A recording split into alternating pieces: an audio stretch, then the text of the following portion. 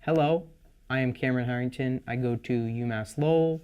I'm part of the Labor Studies program, and I'm here with Jeff Whiteside, a social worker from Malden, Mass.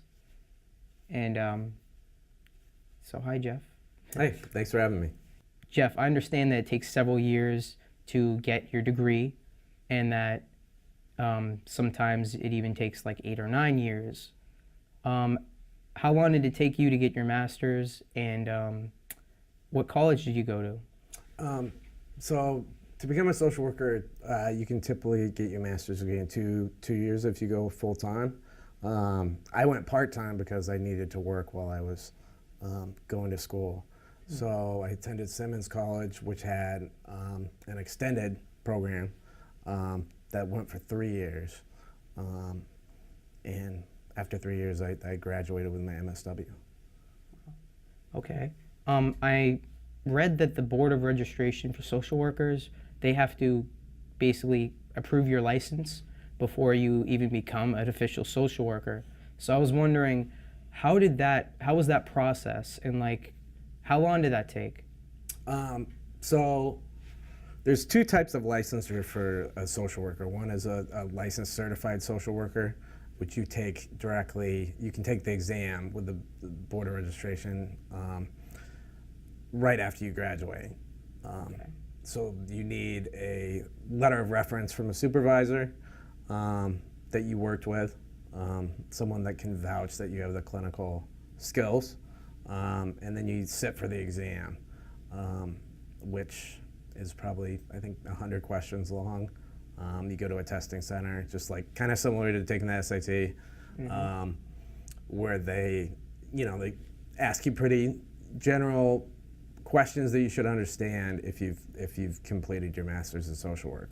Then the next step after that is that you can become a licensed independent clinical social worker, which is an LICSW, and that takes a lot more time.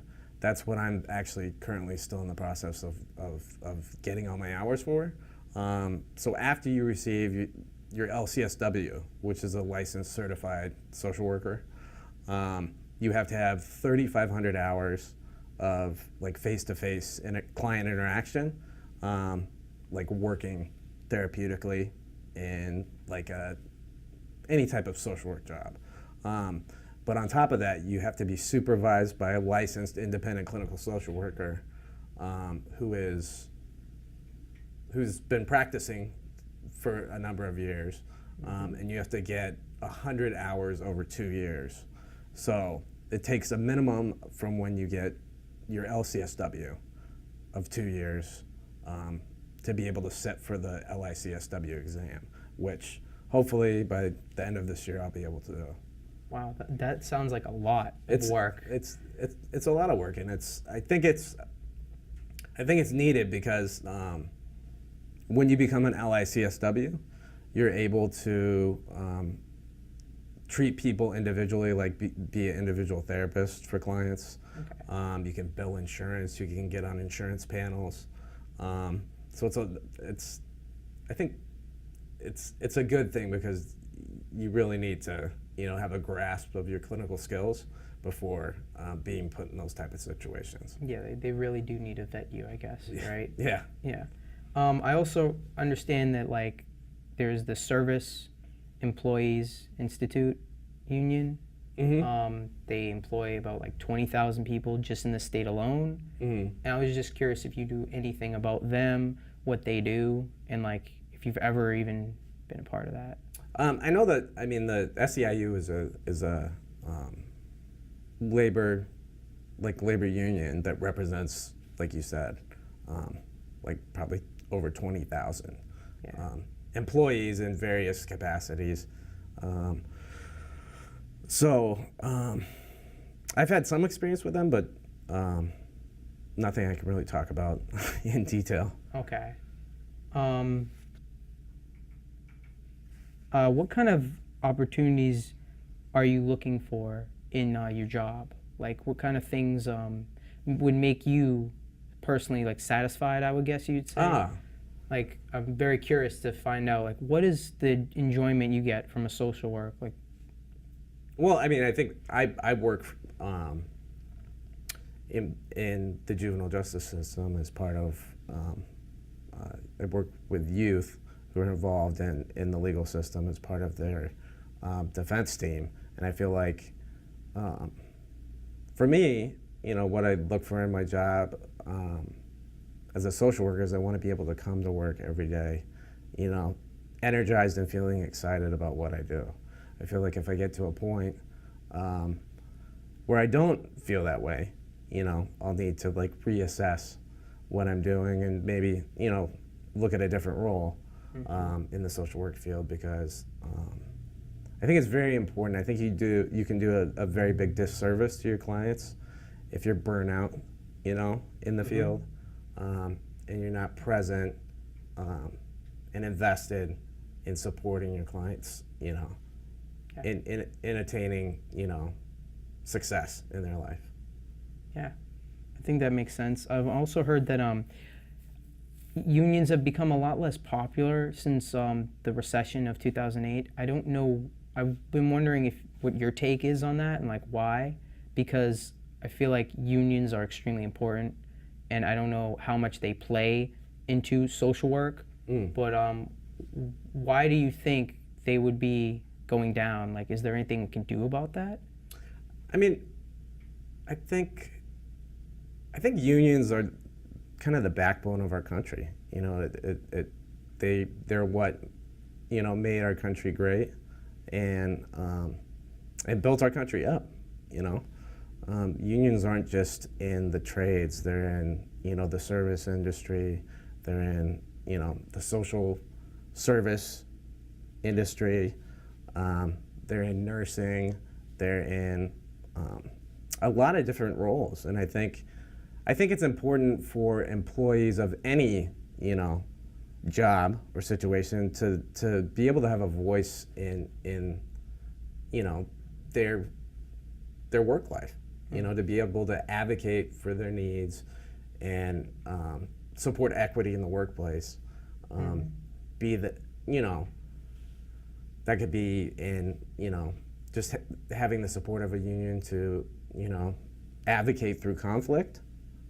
It could be having the support of a union to negotiate salary predictability, because I think a huge thing is in many areas of work there's a lack of individuals being able to plan for and predict their future income based on a lot of different factors. But I think a lot of some of the highest need jobs in this country are areas that many times aren't represented by a union.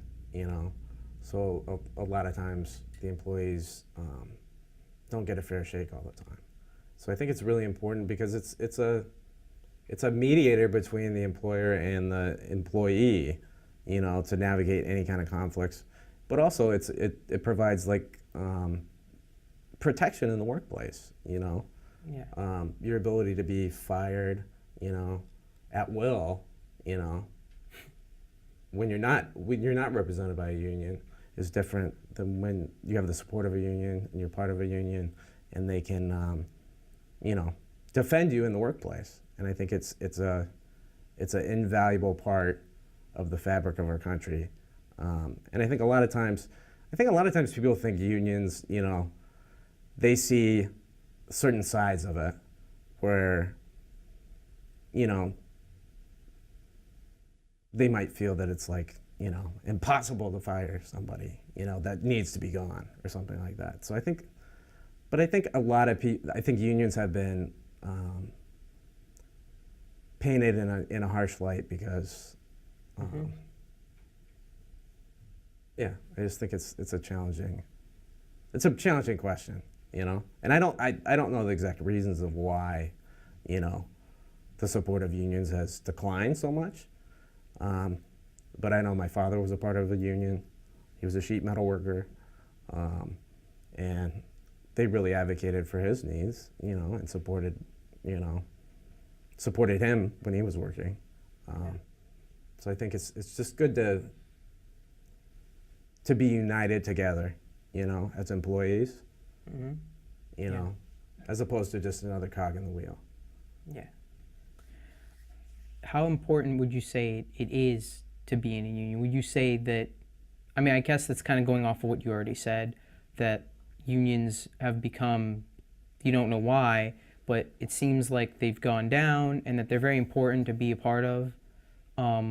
Would you say that unions will make a comeback soon? Do you think that there's still opportunity for it in this new age where we're talking about, you know, the tax cuts in for the rich or the non-existing tax cuts, what people are, you know, the different laws that are being passed? Do you think there is room for labor unions still? Yeah, I definitely do. I think labor unions, like I said before, like they're the heartbeat of America. You know, they're the, you know, steel workers, they're the nurses, they're the social workers, they're, you know, they're in every, you know, facet of our, you know, economy. And I think, you know, I mean, my personal opinion is I think a lot of it revolves around like, you know, big corporations taking their production overseas. I think people are too focused on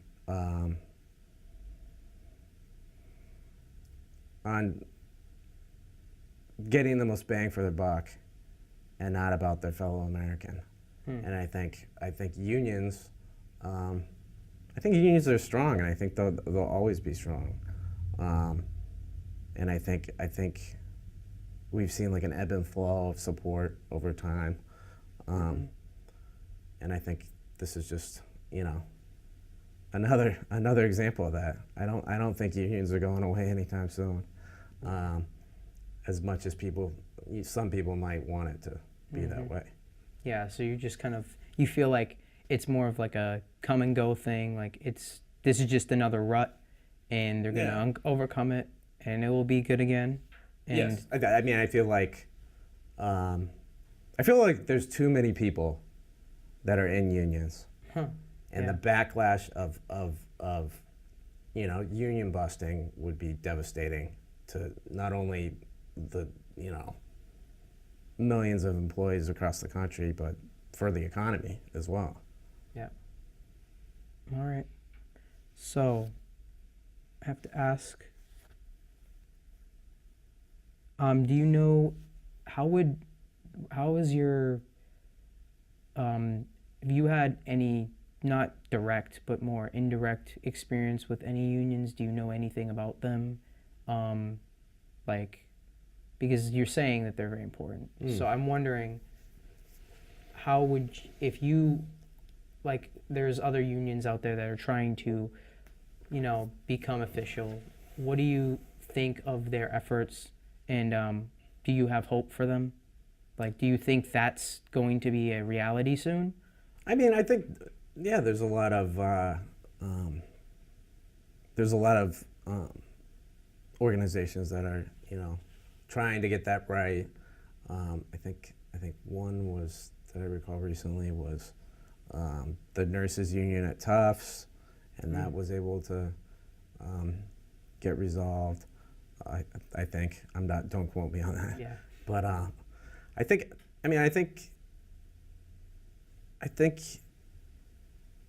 unions allow people to be really intimately involved in their work life, you know, and feel like a part of something, and feel like they're working towards a goal, which, I mean, I think ultimately is equity, you know, in the workplace. I don't think anyone that is part of a union is trying to get rich, you know. I think it's more about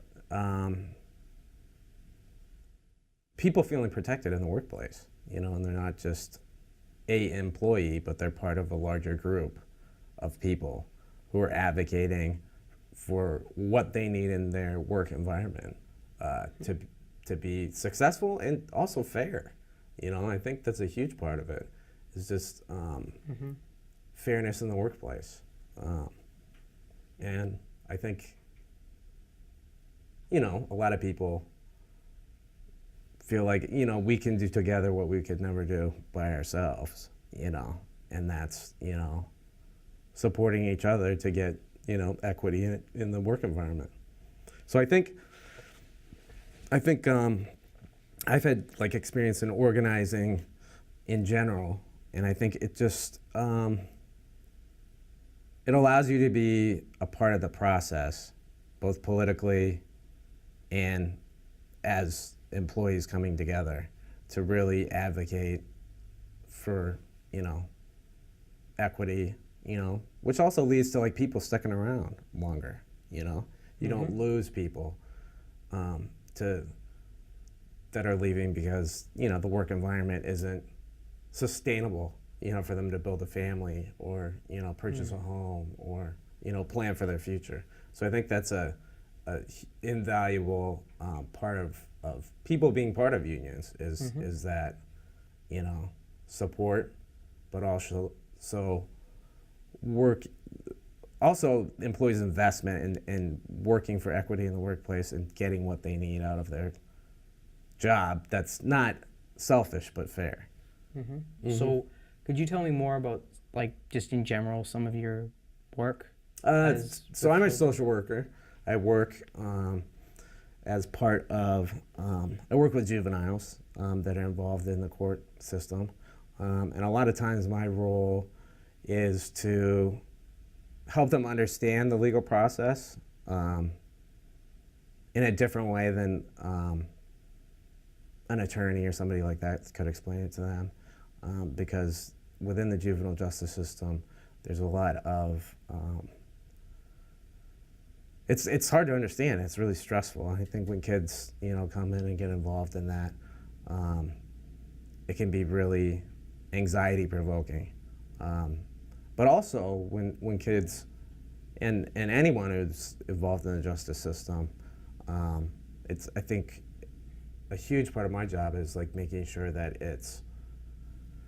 that their voice is heard and that their story is told in relation to like what led up to whatever legal, you know, encounter with the system, what led up to that moment.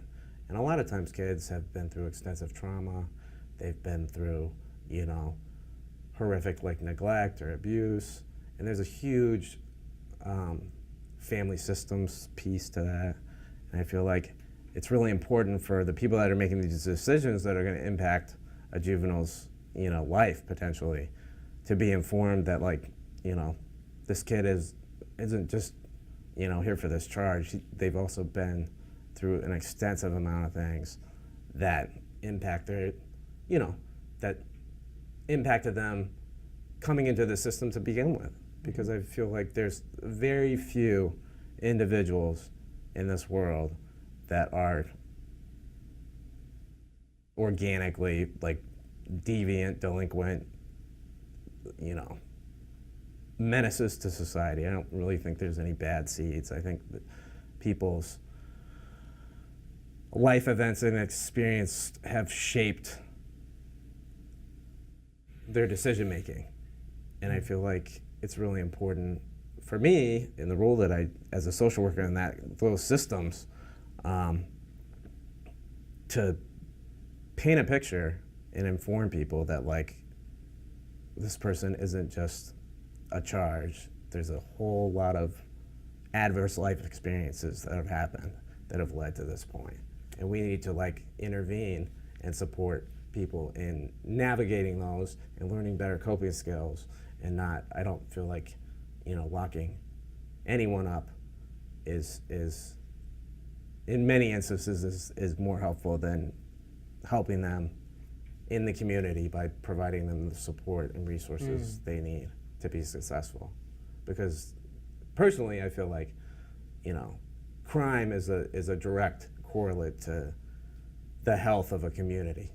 And I feel like until we start viewing,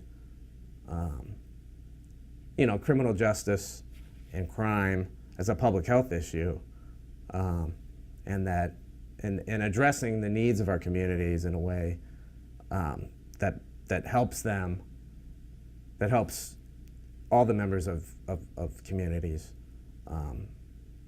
progress and be able to advocate for themselves and move forward. I think we're going to be stuck in this, prison industrial complex where, locking people up is the only way to do things, and I really don't think that's the case. Yeah. So you mentioned the family piece of that, and so I'm wondering, where does DCF come into this? Like, do you guys even, what's the difference between what you do and how DCF handles those types of situations where they tend to come in and they sometimes rip the child away because they believe that's their best interests. They want the children to thrive, and their way of doing that is taking away them from their family and saying, like, this is in your best interest, kid, don't worry. Whereas, like, what I'm getting is that you guys more sort of work with the attorney, like make sure that everybody's on the same page. It seems like you really want them to be in that community and not just like take them away. So I'm wondering, how do you guys handle those sort of situations, and what's the difference? Well, I think with my role being involved in the justice system, it's a really unique social work role because I'm not held to to certain aspects of the mandated reporting piece because I work in the legal system, so I'm held to attorney-client privilege. So pretty much, there's very few instances where you could break that. Yeah. And I don't know all the legalities, But DCF is different because they're, best interest of the child. I'm like express wishes. I do what my client wants me to do, and the attorney, does what they want, what their client's wishes are. So that's a big difference, and I think that's a common. I think that's a really frustrating part for the work I do, because a lot of times parents don't understand that I can't, tell them what, their kid's saying to me, because that's protected under attorney-client privilege. So I think as a parent, that's pretty frustrating, because you care about your kid and you want, many times want what's best for your kid. So that's a big difference. But I can't speak about DCF because I don't know all their, their policies, procedures, all that. But and there's a lot of very good DCF workers out there that I've had the privilege of working with.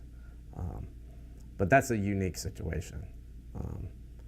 There's only certain instances where you can break attorney-client privilege, and I can't speak to, all those right now because I don't know all the legalities offhand.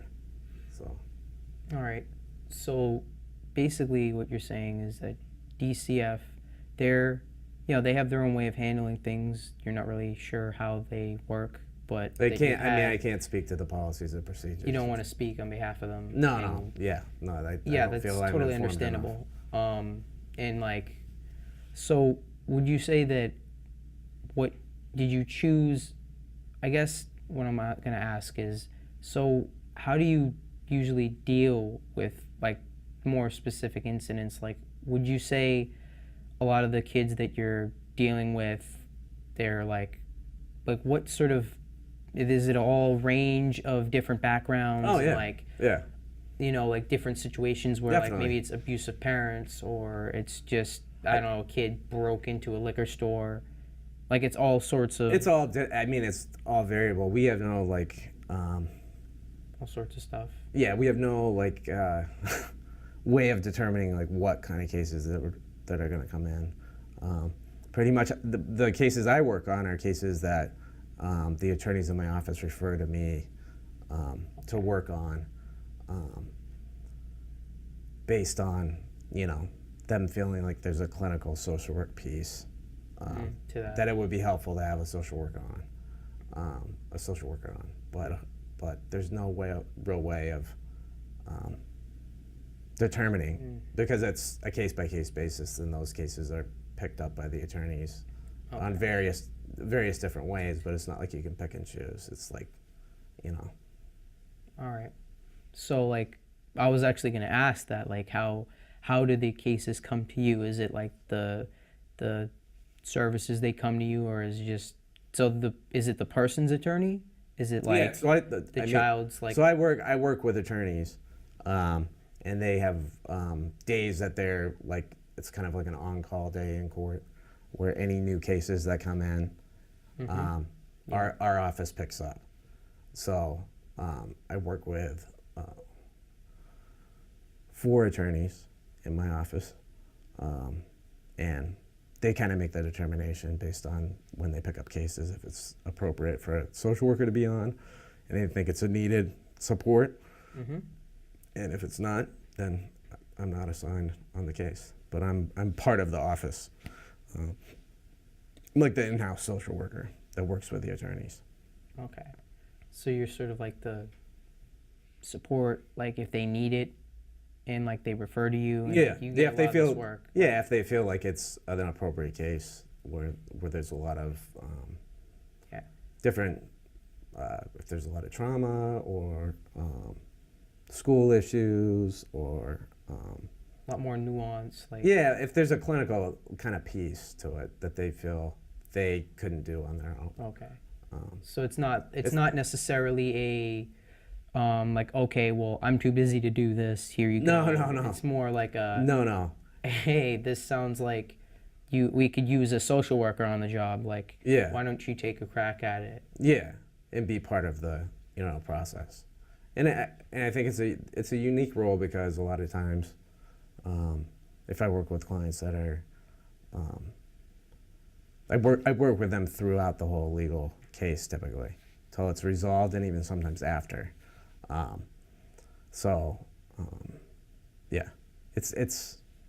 It's a case-by-case basis on what the needs might be and how, my colleagues feel like a social worker's skills could be applicable to helping them be successful. All right. Thank you for watching. Thanks for being a part of this interview today.